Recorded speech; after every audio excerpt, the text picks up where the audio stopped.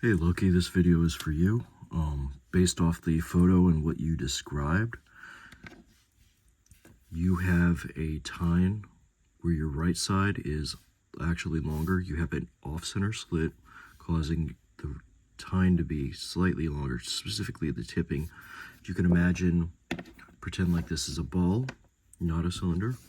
Instead of it being equally bisected down the middle, your off-center slit now causes the right side tine to protrude further than the left side tine does. So the way to deal with that is to grind off this part of the tine so that this tip is now even. How we do that? You could use wet dry sandpaper. I would say go with the highest grit that you have, or a gentler option that I actually recommend instead for you is to go with something like lapping film. Is not actually a great use for this. Instead, you want micro mesh. You could get it in sheet form. Some places are big fans of using the buffing stick version. This is a proper micro mesh branded one. Or you've often see the pads. I label mine. I've got a 6,000 and a 12,000.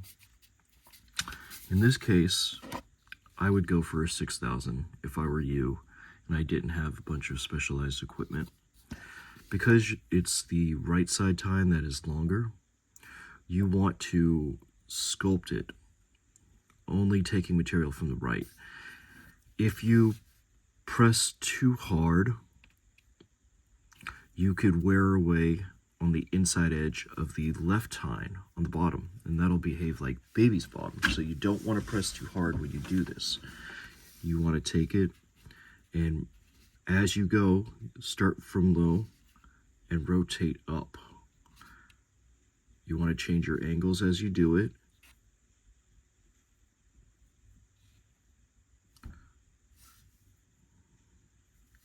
Right? If you're using the sheet version, right, this is a 12,000. Again, you want the 6,000 for shaping purposes. You can do it on a flat surface. It does not have to be the padded version here. The nice thing about the padded version is it contours for you, but the same kind of thing. You're hitting this, and you want to check frequently with a loop. This is a 10-time loop. Triplet design.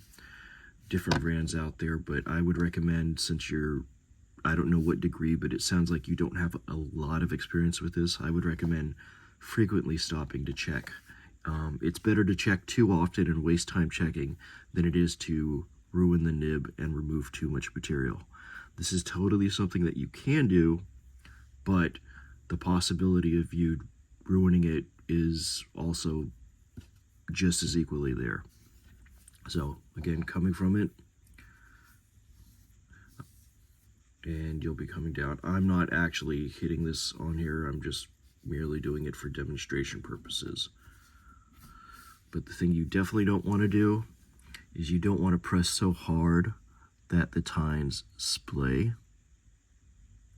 See how that is? You don't want that. This is very, very light, and of course there would actually be grinding sounds if this has actually been done. So again, moving,